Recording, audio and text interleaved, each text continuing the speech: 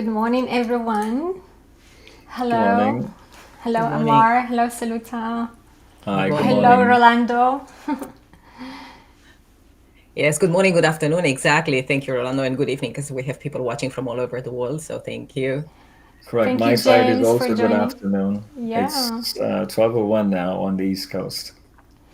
Yeah, please leave in the comment where you're from, and thank you for joining us today. And today we have an interesting subject, is the challenges of an immigrant. And we are all immigrants here today. So let me introduce our guest, Amar. Amar is from Canada, originally from Pakistan, and I salute all the people from Pakistan who are joining us today. So he's an entrepreneur. He's an internationally recognized managing director, and he's also the CEO of Rebus International. So he pioneered the company from a startup to a six-figure annual sales revenue, 5 offices, 56 countries, and he's helping his clients to reinvent themselves for today's competitive global market. And the list is very long. I will let him introduce himself. Please, Amar, tell us, how did you made it? I mean, from Pakistan to Canada. Hi, everybody. Yes, well, it's been a long story and a long journey. It's I left Pakistan in 1991 as a student. I moved to England first, did my graduation and education from England, and then from England briefly went back to Pakistan, lived there for a while, and then decided to move back up to Canada. At that time in 1998, I moved back to Canada. So I've been I was immigrant in 1998. I don't think if you live at some place for 24 years, you'll be still called immigrant, but that's a gray line anyway. So that's how it all started, and that's where we are at the moment. But there are various few steps along the way. Obviously, was a student in England. I did my graduation from England, then went back to Pakistan, wanted to stay there, but then I could not stay there for various reasons, cultural changes or whatever. Then in 98, decided to move to Canada, and I am here ever since then. And then there's a long story of how things happens, and which I'm sure we will discuss during the this podcast. Yeah, well, thank you. So I heard you talking about moving from Pakistan to England. Right. And then you shared with us how you start your journey of also of entrepreneurship before going to Correct. Canada. So can you Correct. share more with Sure. our audience? Sure. So I moved to England as a student in back in 1991. I was 17 years old at that time, and like every household in Pakistan, mainly people like to go abroad for studies. So I went as well. When I was 18 years old, I had kind of I don't know what's the right word, a disagreement, a misunderstanding with my dad, and I decided not to take any funds from the family, right? So I decided that I'm going to make it on my own.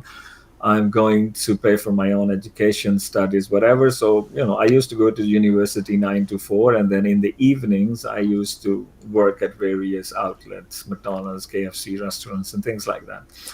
And like every aspiring 18-year-old, the first thing I wanted to buy when I make some money was a car. So I saved enough money in 3, 4 months' time or 5 months' time, and I bought myself a car. Now, I used to live in England in a small village in Lancashire, up northwest. So I bought a car from somebody from a village, fixed it up, 400 or 500 pounds, I think that car was at that time. And I decided to make my first trip to London. So weekend to London, 3.5 hours drive. So I drove to London to see some of my friends. Over the weekend, one of the friends decided that he wants to buy a car, and he requested me to drive him to a car showroom, a car outlet. So I drove him to the car showroom, and while I was waiting for him outside and while he was inside, a car salesman came to me and started looking at my car and said, "Well, I really like your car. Do you want to sell it?" And I asked him double the price that I have paid for the car, and I ended up making that deal with him. So I realized that if I buy the cars from Northwest where they are cheaper and drive them down to London, I can make quite a bit of money. So that was actually the start of my entrepreneur journey. So I used to find cars in the villages, in the mountains, in Northwest, in Lancashire, in that area, and then I would fix them up myself a little bit here and there, and then I would drive them next week or after 5-10 days to London and sell them for double the money because I picked the wind on it. And that's how my first car was bought for 400, sold for 800.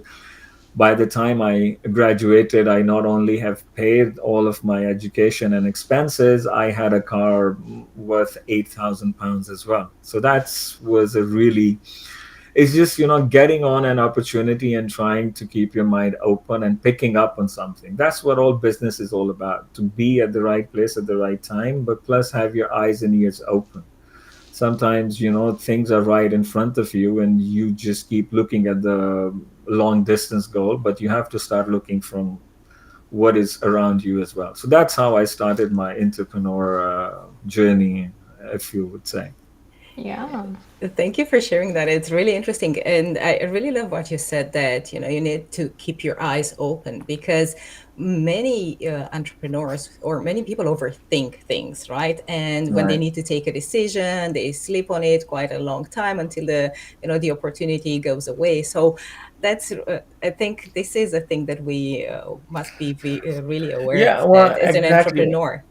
Absolutely. And also, entrepreneur, it's to me, it's, anyway, trust your instincts, right? You have a instinct inside you which is telling you to do something. And obviously, you're not going to be right every time. Nobody's right every time, right? Mark Zuckerberg, for example, was wrong 11 times before the Facebook got a hit, right? There are many, many people. You only have to be right that one time. So just, it's better for me. It's always been, I will never die wondering. This has always been my motto. Don't die wondering, right? Try it, do it, get back up and do it again. If you do it well, that's fine. You have succeeded. If you have not, let's say, God forbid, you have failed for something, well, you still tried it. Now you can extract information out of it and try better next time. But if you don't try, you don't try, right? Nothing of nothing is still nothing. Exactly. Something out of something is still something that is more than nothing. So these kind of things, we have to trust our instinct. This is, I have always advocated that you have an inbuilt radar inside you. That's your instinct. Follow it, do it. It will always get you somewhere. Yeah. Since we're talking about the challenges of an immigrant, yeah, your journey of immigration started in London, started in England, and how did you make it to Canada? And what are Well, the challenges maybe that you faced in the first place in London? what And what journey that started in England was, I would say, was not a accurately immigrant journey. That actually started when I moved to Toronto. England, I went as a student. I was guarded at that time. It was arranged by the family and friends as a 17-year-old guy is going as a student. So that was a student journey. And like every other student, it's a new place. You that's the first time you get freedom out of your culture, right? So that's where a lot of people go sideways, right? You've been living in a controlled environment. You have your parents all the time guiding you what's right and what's wrong. You have society norms that you live in, which drives your everyday work, right? Every day, what are you going to do? Now, all of a sudden, you are in a place where nobody's around you. You got to make all your choices. There's nobody telling you what to do. So that's the adjustment. As soon as people can make that adjustment and get that discipline in their life, that's what makes or breaks the difference. This is the story we have heard so many times. I have heard this story over and over again, and I have experienced it. People move from Pakistan, India, Bangladesh, Morocco to England to study. One of them becomes an entrepreneur, and one is still struggling with whatever he was there. What is the difference? They both ended up at the same time, at the same place, graduated from the same university. Is how quickly you can adjust to discipline your lifestyle. If anybody is telling you what to do, it's easier to do it. But to adjust yourself when there is no one around and telling you what to do, that's what makes the difference, right? So that's how, if you can culturally adjust yourself. And it's not easy to do. It's easier for me to say it now 20, 30 years ago. But during that time, it was not so simple. You are in a new place. You are away from your family, friends, everything else. You don't Your know support how to system. navigate. Your support system does not exist, right? So you got to take everything one step at a time. You got to take it easy. You got to sit down every other day and see, why am I here? That is the first question. People, students forget why they have moved to another country. They think, some of the students, and I've been there myself, they think is, now I'm free, my parents is not there, mom is not going to tell me what to do, so I can go party at night, I can spend my life the way I want to. They forget why they are here in the first place, right? So if always students can remember why they are in a country, they have immigrated as a student, is first thing is to get educated. So as long as you could get your boundaries right, you are on the right track. But students' immigration is not actually considered an immigration. You are still protected.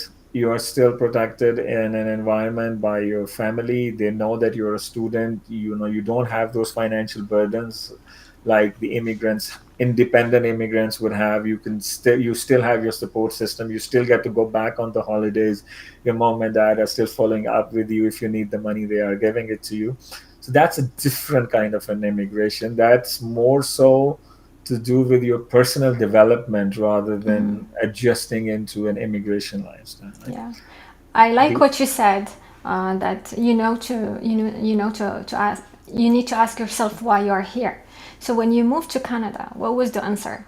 So why so were when you I there? move, okay, so when I moved to Canada, that's when the real immigration starts, right? Now you have a family. When I moved to Canada, my wife was 6 months pregnant. So now you have a family. Now you are in Canada, right? All of a sudden, a new country out from the other, away from everybody else. 12 hours time difference. And I'm sure a lot of people find themselves in this position. Canada has been an immigrants country. A lot of immigrants come here. So to answer your question, why I was there is I was there to make a better life for my wife and my kids to be. Try to have a peaceful and calm environment. And why a lot of people move from the countries where we are moving from. I'll give you an example. People from Pakistan, India, Bangladesh, why are we moving to Canada or States? There are two or three reasons. One, we all want to have a better life for our family. Now, what is a better life considered? The better life considered is the rights that we are given, the proper rights. We are equal in terms of the society, right? I mean, I have the same right to go to a police station than anybody else has. I'm not going to be mistreated. I'm going to be in a justice system which is supposedly better than what we have in other countries, which is driven by corruption all the time, right? So that's what, and the end, we all move in for stability of life. I have known people that are doing extremely well in Pakistan, India, Bangladesh, and decided to move to Canada, right? I'm sure this is a typical immigrant story. A guy is a general manager in Pakistan or anywhere else, earning 300, 500,000, handsome amount of salary, has many people working for him, and now all of a sudden he is in Canada. Here he's struggling, the ends are difficult to meet, right? But he has moved, or I have moved, or everybody moves it for a better life, for a stable life, for a peaceful life, for a supposedly a less stressful life. That's what we all imagine when we get on that plane to come on this side. Okay. And then what happens after that is actually the strings of events that connects everyone after that, right?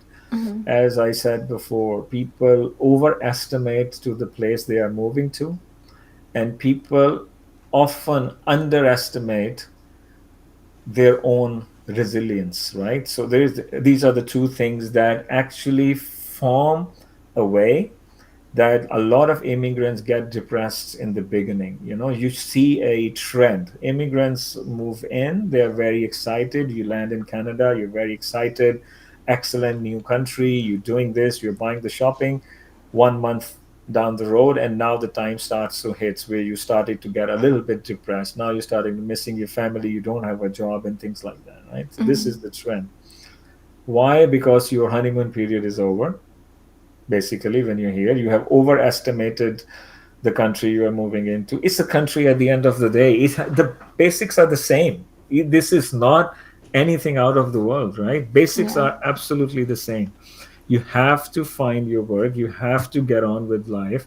You have to stop underestimating yourself. I think the struggle that I have seen over the past with the people is that they do not adjust to the things when they move to the west side. I give you an example. A guy who is a general manager in a clothing establishment in Asia, Morocco, Pakistan, when he comes here, he looks through the jobs.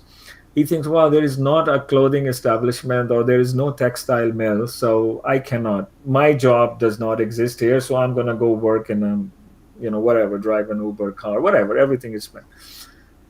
I always tell them, when you were working in a clothing establishment back home, you were not only a manager. So you have abilities. You have abilities for HR because you have hired people. You have ability to manage multiple tasks. So you are a multiple task. You are a multitasker. You have been doing project management all your life back home. So you have an experience in the project management. So the immigrants should open their mind up and not only look for, oh, my job is only, my profession was the textile industry. No, your profession was managing people. Your profession was project management. Your profession was to handle the sales. And that is same everywhere, right? So people open up. People should really, like, say, experience it. Put yourself out there that I am a project manager. So a project Yeah. manager in a textile facility or a project manager on any other job site is the same. I think that's where a lot of mismatch happens, and people are waiting for their own profession, and then they don't really direct themselves in the right Yeah. direction. And that's okay. I mean,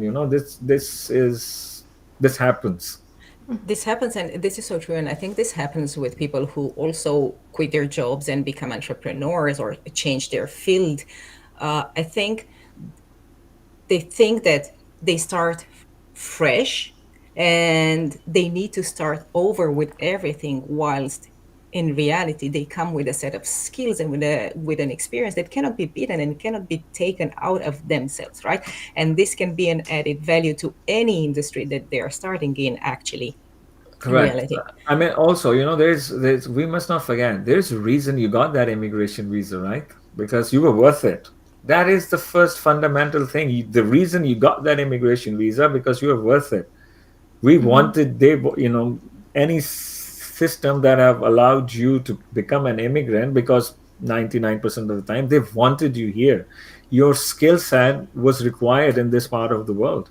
So that's first thing in your head. You should be confident like that. And look, people come over, you have to keep trying. As I always said, you got to keep trying and trying and trying, right? Yeah. You only have to be right that one time. You're not going to be right every time. As long as you can be right that just one time, Yeah. that's it.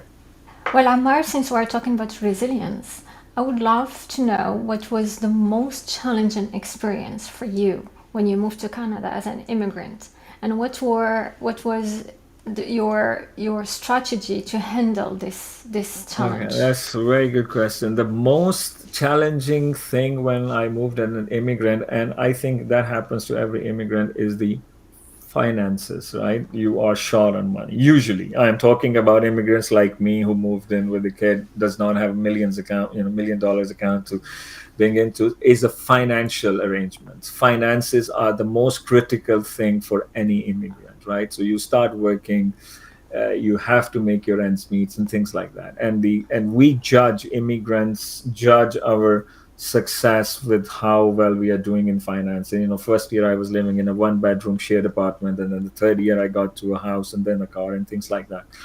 So one of the things that I did, and at that time I have to thank my idea for that, and my wife had the same idea at that time. What we did is, whatever we earned, we spend half of it for first 7 to 8 years of our immigrant life.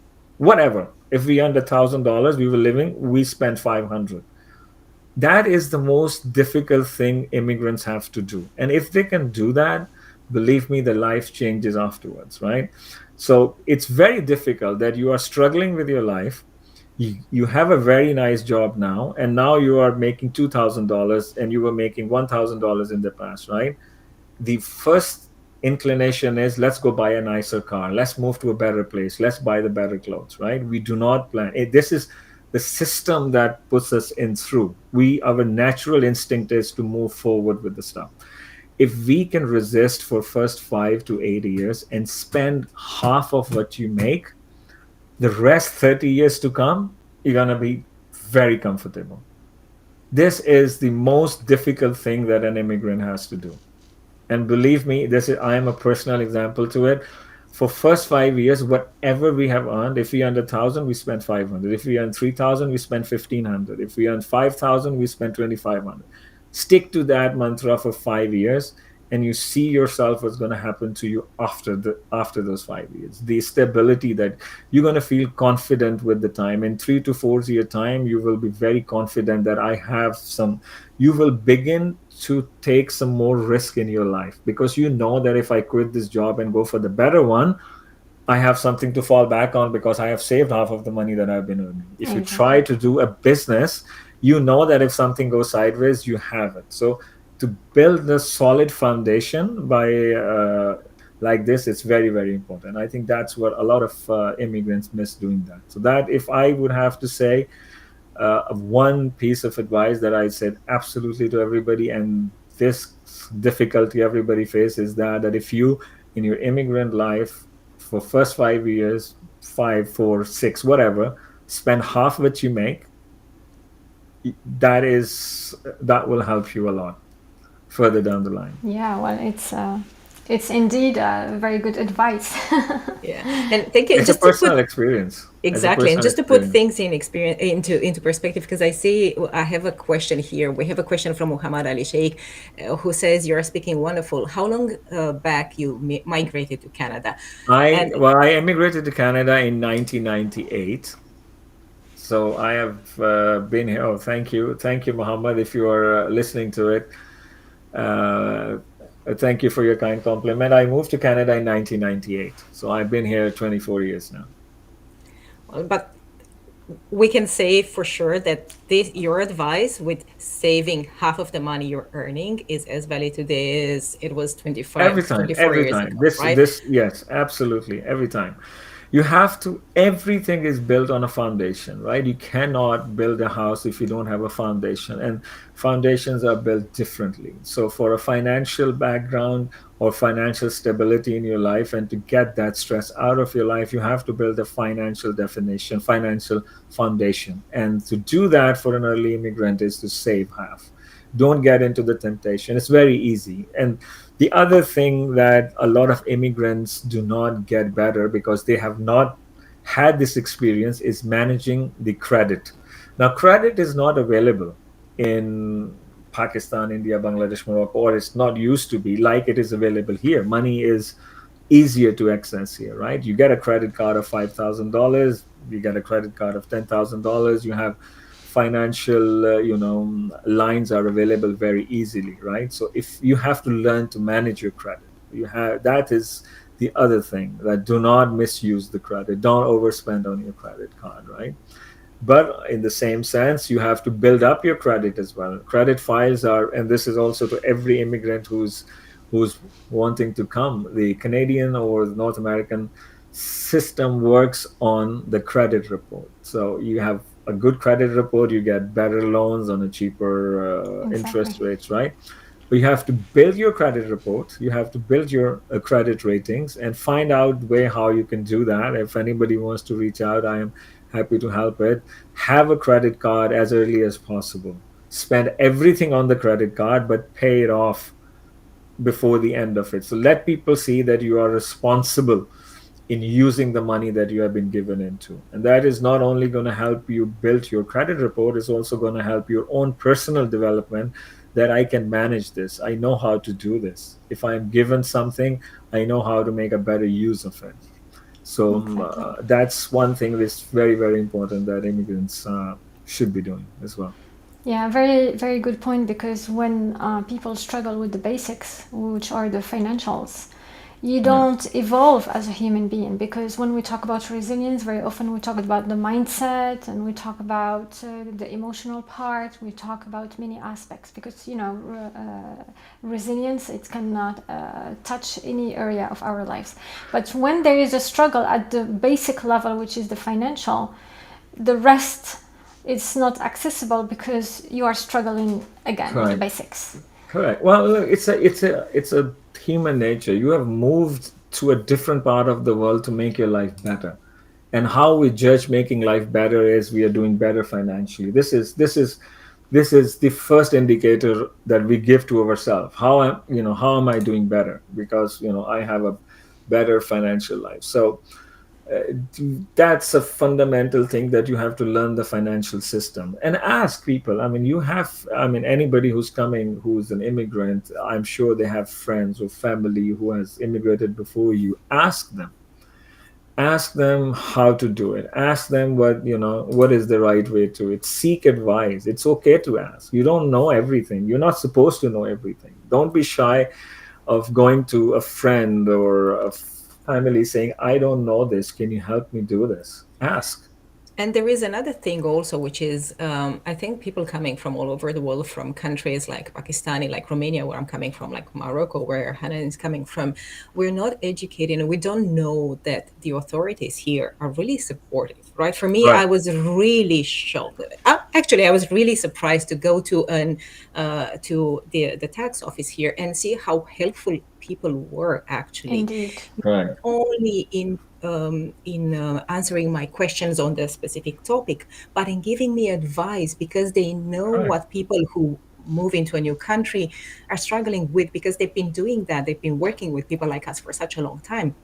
So Correct. authorities here are really supportive when it comes to helping you understand the system, helping you which are the resources that you can access, helping you really have a better uh, way moving forward when it comes to everything that you need to be settled in, to be successful. Because most, at least in Canada, and we know that, I'm sure that it's the same thing in Toronto, most of the people working for authorities are either immigrants like us, or they have immigrant parents and they know all the challenges as they went themselves or their family through them as well. Well, Canada is all about immigration. The country has been built up on immigration. The multiculturalism that exists here is the definition of that. Absolutely. Help is available. Look, help is available everywhere. Immigrants wants to help other immigrants.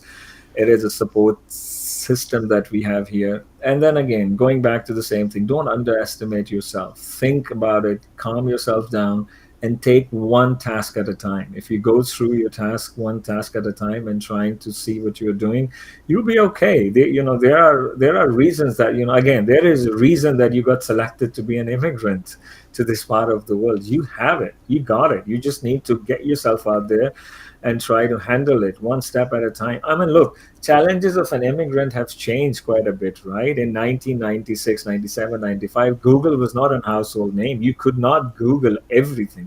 Now, an Exactly. immigrant, before he has to move from any part of the world, can Google the streets, can Google the school, can Google everything, right? So the dynamics have changed quite a bit. You can now even apply for the jobs before you get into this part of the world. You can have online interviews, you can have everything lined up. And, there was a time when people had no idea. People have absolutely did not know. When there was a time when the phone calls were a luxury doing back home. I remember when I moved in 1998, to call Pakistan was $1.15 a minute, and you would call for 3 or 4 or 5 minutes, and that was the end of it. Now it's 7 cents a minute. So, connection and the FaceTime did not exist. So if you were missing somebody, you were missing somebody. Right now, if you're missing somebody, you get on a FaceTime and you do it.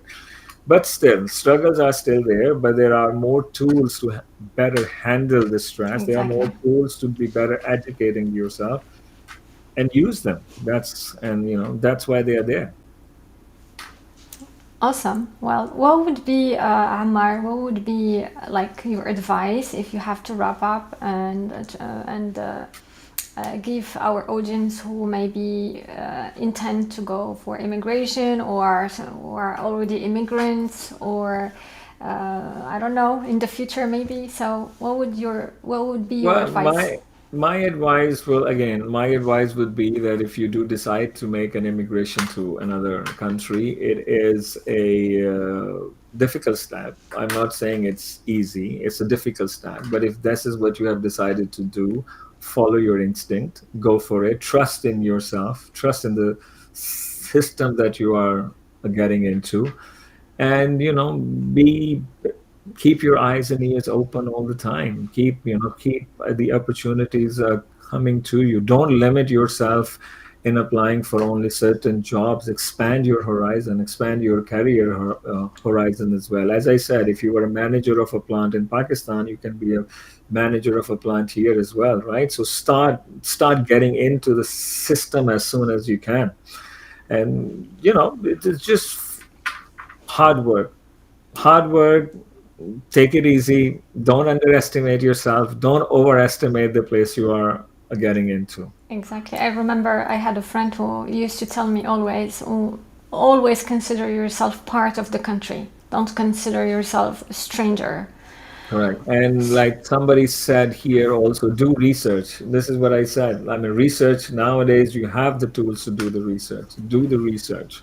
Look at everything else. First of all, also the one more important thing is choose the right place for you, right? It is don't just take an immigration to some place because it's available. A lot of people just jump into it. Maybe you are a person who wants to stay in a warm environment that makes you happy, that drives you better. Some people don't care about the environment, right? Some people want to be in an arm distance or a 5 hour 6 hour distance from their parents. They have a very close bond to it. So decide the place of your immigration very carefully.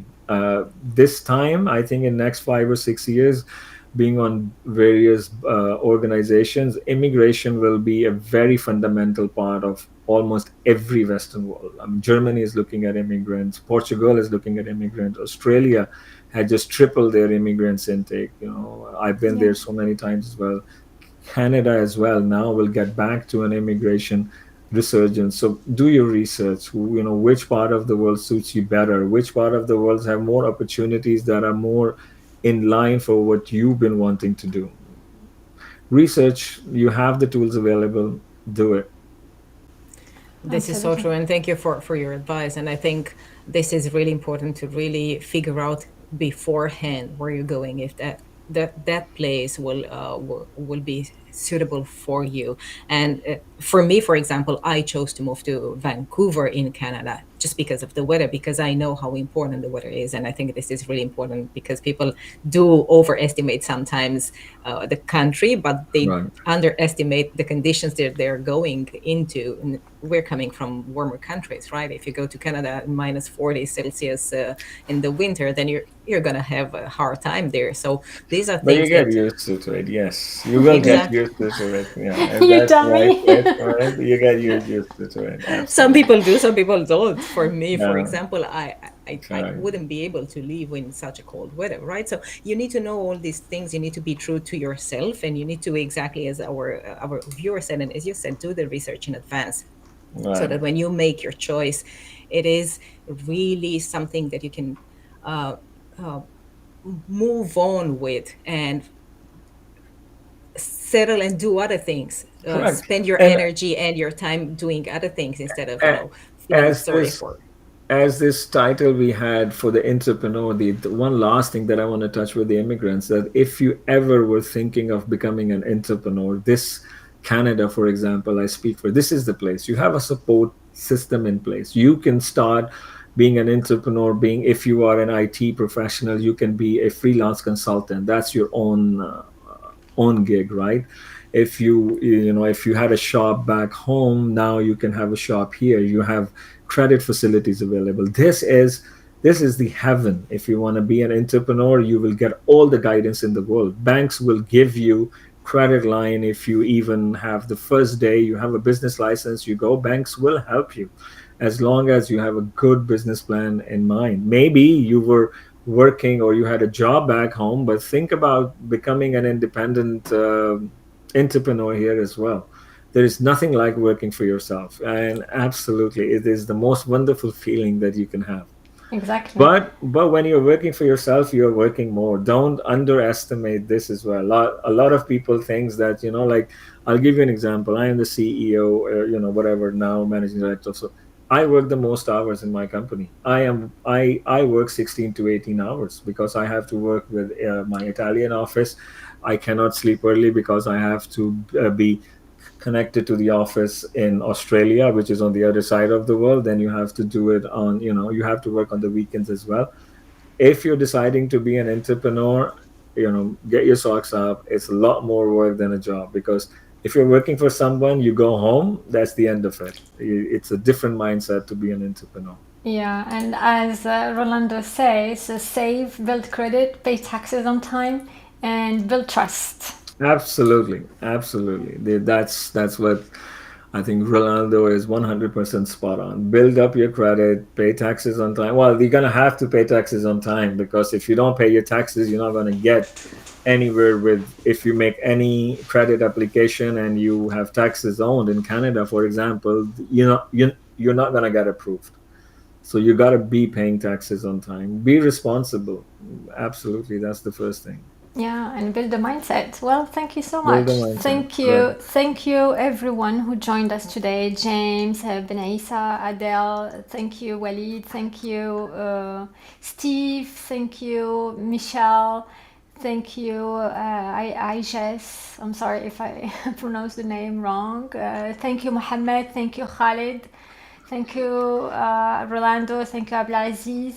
Well, thank you, LinkedIn user. Thank you, Yes. everyone. And Thank yes, you. Okay. Yeah. Saluta. Pleasure Yeah. talking to you guys. And before we go, Amar, where can people connect with you? On LinkedIn. Anybody who likes to have any more information or talk to me or arrange a coffee chat, whatever, LinkedIn is the best thing. My name is same on LinkedIn, Amar Zaidi. Just reach out. I'll be happy to help. Thank you so much, Amar. Thank you for your precious advice. I hope people will be reaching out to you if they have more questions. Feel free to connect to Amar. Feel free to connect to Hanan and to myself as well here on LinkedIn. Until next Tuesday at 9 a.m. Pacific Standard Time, when we have the next episode of The Path to Resilience. Everyone, stay safe, stay well, Yeah. and have an awesome rest of your week, everyone. Bye, Yeah. everyone. Amar, stay You with too. us. Yes.